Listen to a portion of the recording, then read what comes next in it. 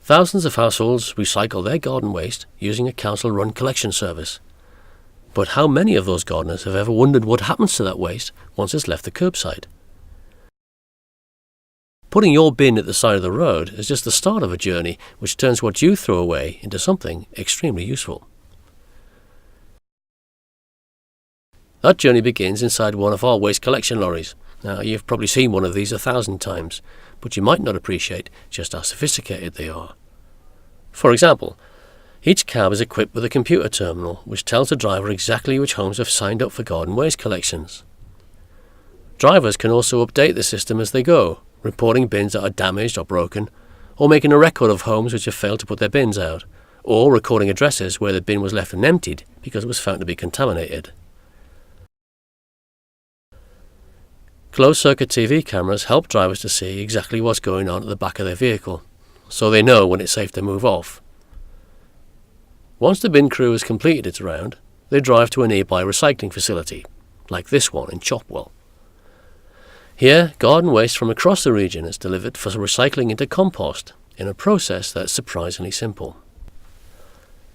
Each lorry tips out its cargo of grass cuttings, hedge trimmings, and all manner of other plant waste. Unfortunately, it's not uncommon for other waste items to be found mixed in among the garden waste, including plant trays, plastic sacks, and even black bin bags full of household rubbish. None of this can be recycled, and it's a laborious and costly job to remove it. Once the garden waste is deemed free of contaminants, the recycling process can get underway. The first stage is to pass the waste material through a powerful mechanical shredder. This breaks it down into much smaller pieces which will be easier to recycle. After passing through the shredder, the waste is then passed through a large rotating drum with holes in the sides.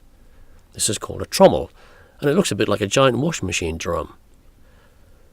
Small pieces of the shredded garden waste pass through the holes in the trommel and fall into storage bays underneath.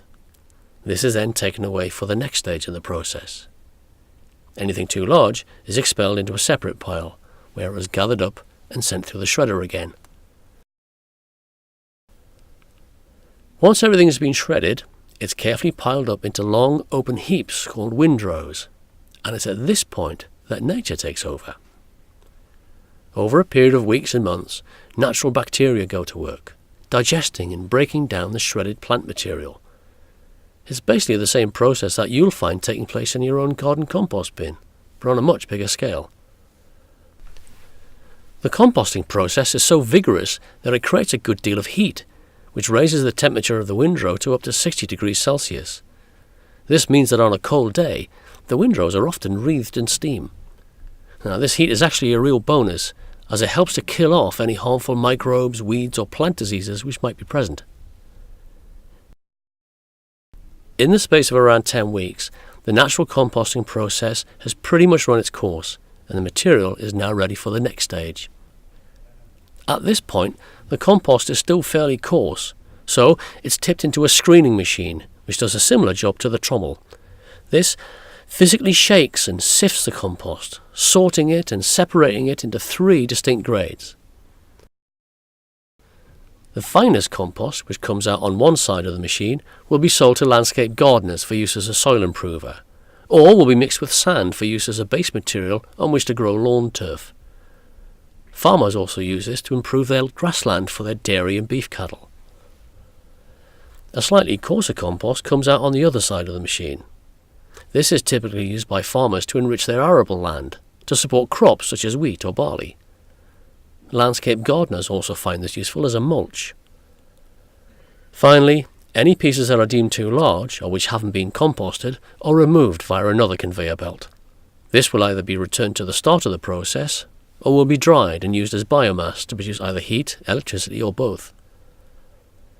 The final product is as natural as it could be, and every scrap of the waste you send for recycling can be transformed into rich, usable compost like this.